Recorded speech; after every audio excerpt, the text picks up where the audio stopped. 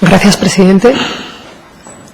Y gracias por su comparecencia. Mi primera pregunta es, de las 47 entidades que componen este sector, solamente 25 han presentado sus cuentas en plazo. 17 lo han hecho fuera de plazo y 5 no han presentado cuenta alguna. ¿Qué hace la Sindicatura de Cuentas en estos casos en los que las entidades no cumplen con esos plazos o ni tan siquiera cumplen con la obligación de presentar las cuentas? Bien, antes apuntaba alguna de las medidas que señalábamos. A priori efectuamos normalmente recordatorio de sus obligaciones de rendición, de la necesidad de hacerlo en el plazo legalmente establecido. Lo mencionamos en los informes, que es lo que dice nuestra ley. Cuando no se atienda a esa rendición, deberá ponerse en conocimiento de la Junta General. Lo hacemos a través del informe, lo ponemos en conocimiento del Tribunal de Cuentas también, como todos los informes que realizamos. Lo requerimos para que cumplan esa obligación de manera reiterada, lo subrayamos en las comparecencias que aquí hacemos y, como ya señalé en la última comparecencia, de un tiempo a esta parte, la sindicatura tiene la posibilidad de establecer multas coercitivas. Esta es una posibilidad que estamos utilizando de manera prudente, es decir, creemos que es preciso persuadir, convencer, hacer pedagogía y, llegado a un punto, pues habrá que aplicar esas multas coercitivas, pero no sin antes incidir en este asunto, incluso que se haga con convencimiento, que rendir las cuentas y rendirlas bien no sea una especie de obligación enojosa, sino una obligación no solo legal, sino democrática, en el sentido de que esos recursos no son del gestor, no son de quien los lleva a cabo y, por tanto, esa es una obligación primordial.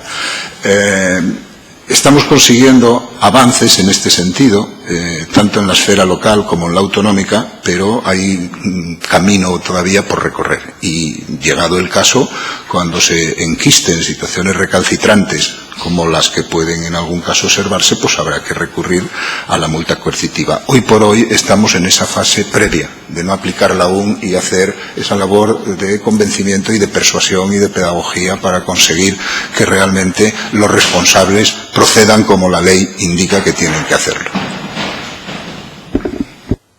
Gracias. Iba a preguntarle precisamente, por lo tanto, no han aplicado todavía esa medida en ningún caso, ¿verdad? De acuerdo. Así es, así.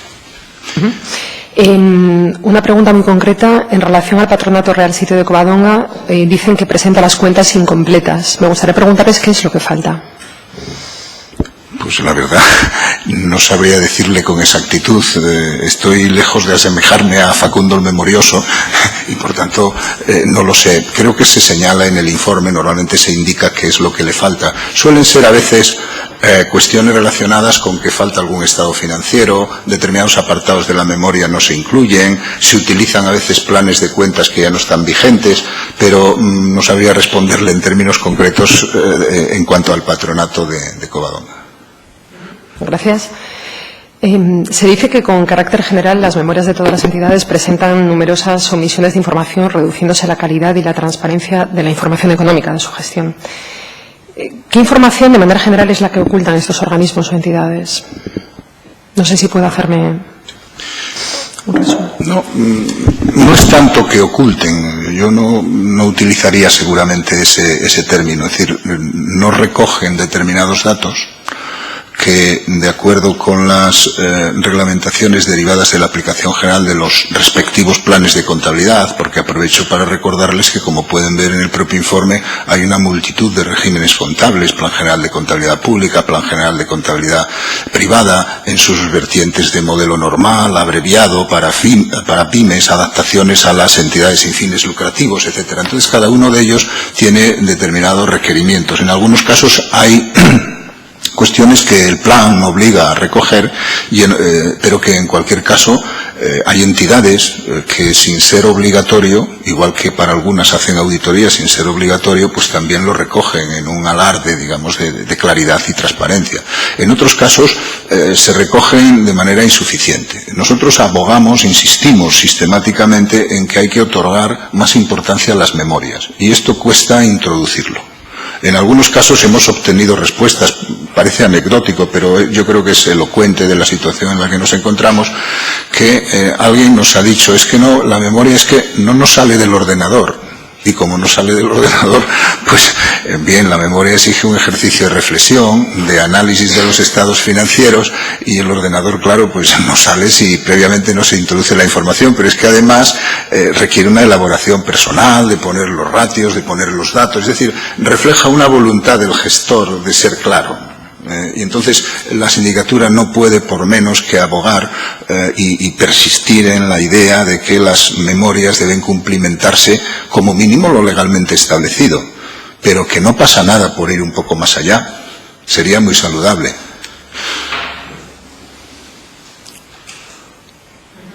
Gracias. ¿Se considera desde la Sindicatura de Cuentas excesivo el endeudamiento de las sociedades mercantiles del sector público? Esos términos, desde un punto de vista técnico, exento de juicios valorativos, es difícil de manifestar por nuestra parte. Excesivo significaría que algo es normal y lo que lo rebasa pues sería inadecuado. Sería más bien decir, las diferentes entidades mercantiles están en condiciones de generar recursos tales que puedan atender sus gastos, entre ellos los financieros y los relacionados con la amortización de esa deuda o no. Y si nos referimos a esto, hay algunas entidades que al menos en este momento tienen una posición delicada para hacer frente a esa situación. Entre otras cosas porque la crisis las ha afectado severamente y las sigue afectando. Piense que si tiene uno un patrimonio muy importante de suelo público para suelo industrial, por ejemplo, pues eso no se mueve al ritmo que desearía la sociedad, o para viviendas, etcétera, ¿no? Entonces, esos bienes, además, se han depreciado. Es decir, se contaba con unos costes, unos valores históricos, y en estos momentos, pues valen menos. Cabe pensar que el mercado pueda recuperarse o no, o que pueda tardar mucho en hacerlo. Como se señala en el informe, a lo largo del año no ha habido demasiadas operaciones y las que ha habido eran de novación, es decir, de reemplazar una obligación preexistente por otra en mejores condiciones para la vida societaria. En estos momentos hay sociedades que lo tienen difícil para atender esas obligaciones porque no generan los recursos suficientes para mantener la dinámica que podían tener hace algunos años. Eso es verdad. Piénsese, por ejemplo, la situación de Sogepsa, hoy por hoy. O alguna otra. Aquí la cuestión estriba en si podemos predecir o podemos esperar razonablemente un momento en que esa situación se resuelva de modo satisfactorio. Y es difícil hacerlo. El vaticinio es un don que algunos no poseemos en cualquier caso. Gracias. ¿Qué valoración le merece que el 61% de los ingresos de las fundaciones públicas provenga de subvenciones de la comunidad autónoma? Bien, ese es un hecho estructural, de ahí lo que antes señalaba en relación con la Fundación ITMA o con cualquier otra, y de ahí la prevención con la que siempre se actúa, no solo desde la Sindicatura de Cuentas, sino desde el Tribunal de Cuentas y los otros socios respecto a las fundaciones. Son fórmulas de personalidad jurídica que resultan atractivas, pero que a veces tienen una vocación de escapar del control público, cuando realmente sus bienes, el patrimonio con el que cuentan, la financiación que se produce es pública, y a veces puede considerarse perfectamente explicable que sea público en razón de la finalidad que persiguen, finalidades culturales, finalidades de investigación, etcétera. Entonces no tiene nada de extraño que sea público, sobre todo porque lo que se constata es que en España en general la sociedad civil no suele aportar demasiado a este tipo de fundaciones. Tiene que ser el sector público quien siempre las impulsa. Hay algunos países donde estas iniciativas, sean las sociedades de garantía recíproca, sean fundaciones de investigación, sean fundaciones culturales o de otra naturaleza, tienen una presencia muy importante de la sociedad civil. Aquí, si se retira la aportación de fondos públicos, muy pocas de ellas subsistirían. Lo importante no es tanto que tengan esa aportación del sector público, sino que, como todo gasto público, sea eficiente, es decir, sirva correctamente a los propósitos para los que está definido. Es decir, que la actividad investigadora, la actividad cultural o la actividad del tipo que sea se despliegue en condiciones razonables. Pero eso también ocurre, el informe lo señala, con las propias sociedades mercantiles. Las sociedades mercantiles reciben una proporción elevada de transferencias y subvenciones, pero no solo transferencias y subvenciones, sino encargos, encomiendas, es decir, que no operan propiamente hablando, en muchos casos en condiciones de mercado, sino en una especie de mercado cautivo. De hecho, como se ha señalado varias veces en otras comparecencias, como saben, a efectos del del déficit público, a efectos del sistema europeo de cuentas, una serie de ellas, una buena parte, están integradas como sector público. Y por tanto su deuda y sus déficits, etcétera, tienen que incorporarse mediante ajustes a los datos correspondientes a la liquidación presupuestaria de la Administración. Tampoco esto debe extrañarnos, es decir, es un grupo de empresas dependiente de la Administración para finalidades públicas.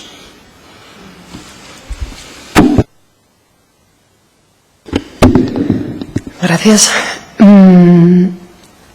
¿Qué consecuencias podría tener que Zalia no cuente con la provisión suficiente de fondos para hacer frente a los procesos judiciales? Bien, uno de los objetivos específicos de este informe, como se señala ya en el frontispicio del mismo, es verificar la litigiosidad de las diferentes entidades que componen este resto del sector público y ver su incidencia en las cuentas presentes y futuras.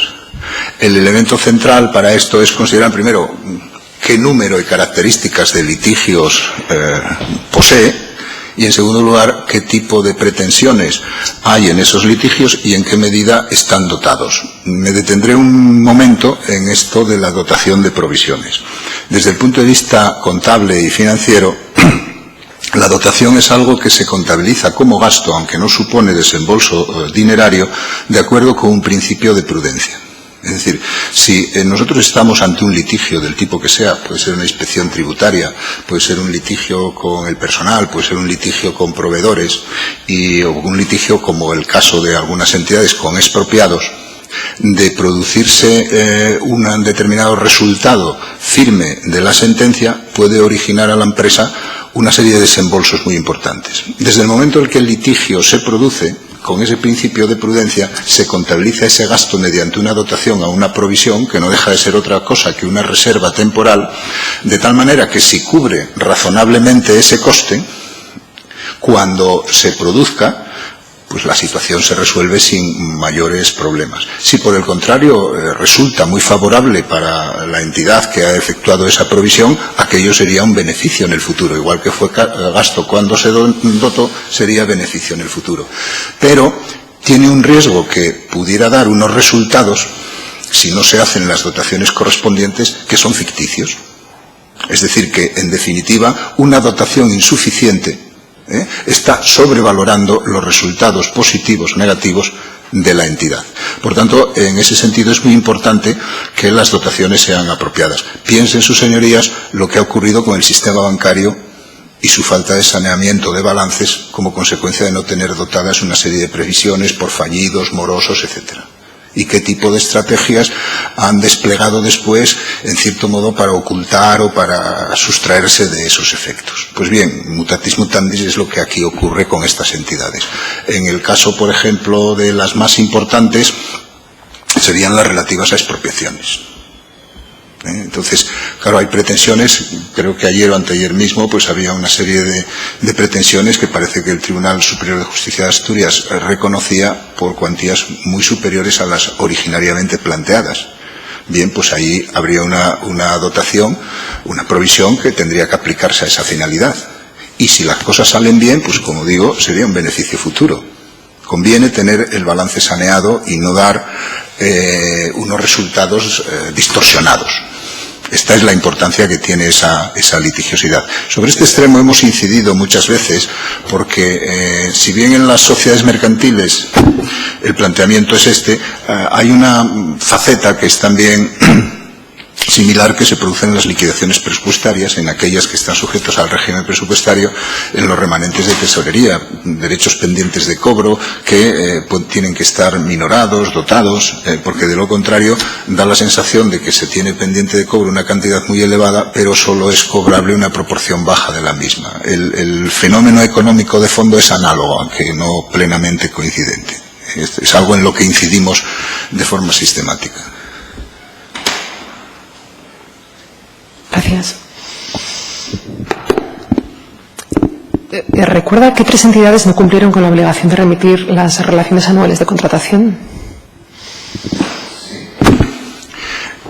Vamos a ver, ahí hay 2 obligaciones que tienen las entidades. Una es determinadas entidades, porque ya decía que la ley de contratos del sector público para determinados operadores pues tiene unas obligaciones distintas, como se recoge en las instrucciones de las sociedades mercantiles. Entonces, aquí tienen una obligación de remitir el extracto de expediente, de determinados expedientes, cuando superen determinada cuantía, que me parece que son 600.000 euros en el caso de obras, 400.000 euros en el caso de suministros, etcétera, ¿no? Y después tienen que remitir un resumen anual de contratos, que por así decirlo sería el universo de la muestra sobre el que las entidades de control realizarían el muestreo de contratación, sin perjuicio de otros exámenes y otras verificaciones concretas. Entonces, es también un elemento de control, porque el resumen anual pondría de manifiesto si todos los expedientes susceptibles de ser remitidos lo han sido realmente. A veces observamos inconsistencias entre los resúmenes anuales y los expedientes remitidos, pero en todo caso es una obligación que a veces efectivamente se incumple. Esto, en el caso, por ejemplo, del sector local, les había señalado en alguna ocasión que ahora se hace todo a través de la plataforma de rendición de cuentas. Es decir, que por procedimientos telemáticos las entidades locales llevan a cabo todo este procedimiento. Aprovecho para señalar que, un tanto paradójicamente, hay un cierto desfase tecnológico y procedimental entre entidades de diferente naturaleza. Es decir, Yernes y Tameza lo envía telemáticamente y el Principado, por ejemplo, entidades del Principado de mucho mayor tamaño, pues lo envían en acetas. Es decir, ahí hay un aspecto tecnológico que debería también removerse. En ello se está trabajando, es decir, la plataforma podría acogerlo. La plataforma local podría tener un apartado para este menester, pero plantea ciertos problemas técnicos que estamos estudiando, no solo nosotros, sino con el Tribunal de Cuentas y otros socios. Pero es un tanto paradójico mostrar este hecho. Gracias.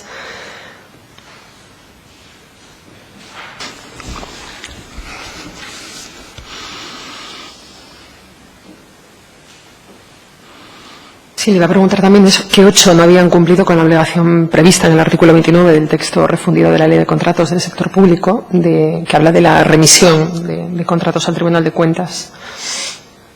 No me la sé de memoria, pero creo que figuran en el informe o en los anexos. Normalmente esos datos están recogidos ahí. Yo en todo caso no se los podría decir.